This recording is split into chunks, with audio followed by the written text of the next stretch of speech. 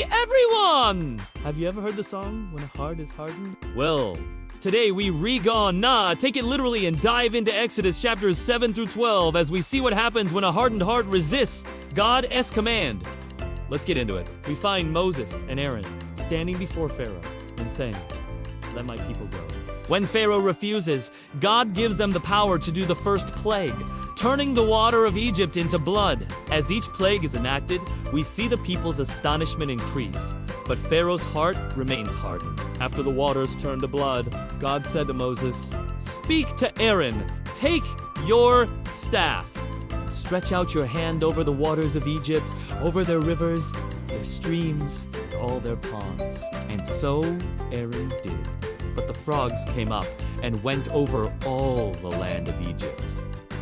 Again, Pharaoh's heart is hardened, and he refuses to let the people go. So God sends more plagues. And in Exodus chapter 8, verse 16, the text says, "Then the Lord said to Moses, 'Stretch out your hand in the direction of Egypt. Gnat swarms shall come up, and swarms of flies over all your borders.'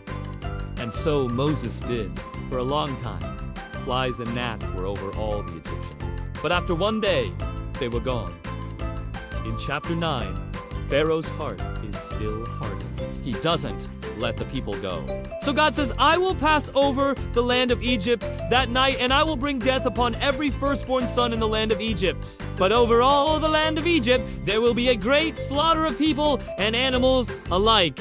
And over all the gods of Egypt, I will execute judgments. I am the Lord. And there will be a great darkness over the land of Egypt.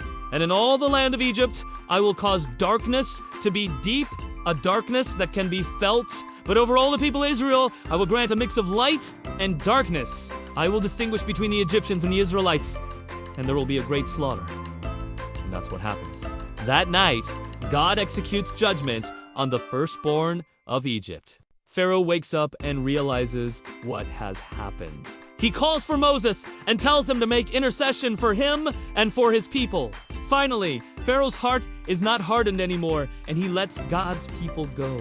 In chapter 12, the people of Israel prepared to leave Egypt. They put the blood of the Passover lamb above their door and followed God's instructions. Then God passed over the Egyptians, and their firstborn sons were killed. It was a night of terror and death in Egypt, but the Israelites were spared. God delivered his people from slavery in Egypt by his mighty hand and an outstretched arm. So, what's the main takeaway?